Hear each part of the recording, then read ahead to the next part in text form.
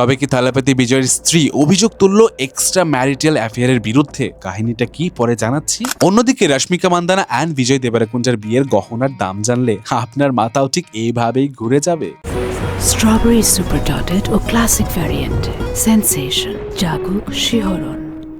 বিয়েতে রশ্মিকা মান্দানা তো ভাই সেই 90s এর পুরানা ট্রেন্ডকে যেন আবার ফিরিয়ে আনলো, যেখানে এখন বিয়েতে প্রিয়াঙ্কা, কিয়ারা, পরিণীতির মতো সেলিব্রিটিরা ডায়মন্ডের পেছনে ঘোরে, সেখানে রশ্মিকা তার বিয়েতে পা থেকে মাথা পর্যন্ত হেভি গোল্ডে হাজির হয়, অ্যান্ড যার ওজন ছিল প্রায় 2 কেজি অর্থাৎ প্রায় 171 ভরি, এবং বাংলাদেশি টাকায় যার দাম ছিল প্রায় 8,60,00,000 টাকারও বেশি। বিজয় কিন্তু কম যায় না বস। বিয়েতে বিজয়কে দেখা যায় বাজু, কোমরবান, মাংটিকা পরে হাজির হতে, এবং যার ওজন ছিল প্রায় 1 কেজি ওজনের অর্থাৎ প্রায় 86 ভরি গোল্ড, এবং বাংলাদেশি টাকায় যার দাম ছিল প্রায় 3 কোটি টাকারও বেশি। তবে ইন্টারেস্টিং বিষয় হলো এই বিয়ের গহনাগুলো তৈরি করার জন্য কিন্তু প্রায় 10 মাসেরও বেশি সময় লেগেছে, এবং দক্ষ কারিগর দিয়ে এই সূক্ষ্ম ডিজাইনগুলো করা হয়েছে। এখন এই পাওয়ার কাপলকে তো একসাথে দেখে ভক্তরা তো লাভ বার্ড উপাধি দিচ্ছে, কিন্তু ক্যামেরাম্যানদের নজর ফাঁকি দেওয়া তো প্রায় অসম্ভব।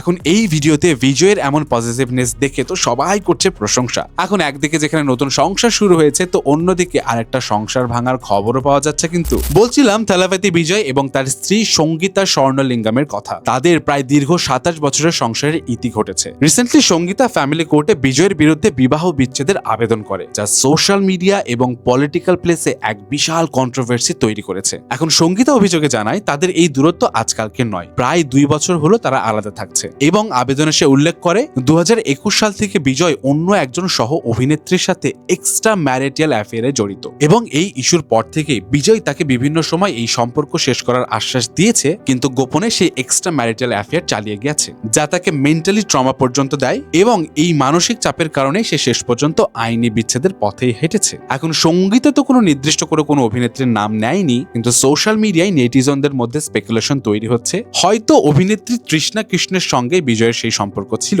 কারণ দীর্ঘ বিরতির পর লিও সিনেমায় তাদের অনস্ক্রিন কেমিস্ট্রি এবং বিভিন্ন ইভেন্টে তাদের একসাথে দেখে পাবলিকরা এমন গুঞ্জন করছে আর কি। যদিও বিজয় বা তৃষ্ণা কেউই এখন পর্যন্ত এই বিষয়ে কোনো অফিসিয়ালি স্টেটমেন্ট দেয়নি, তবে জানা গেছে আদালত এই পিটিশন গ্রহণ করেছে এবং আগামী 20 এপ্রিল বিজয়কে কোর্টে হাজির হওয়ার নির্দেশ দিয়েছে। সো এখন দেখা যাক কি হয়।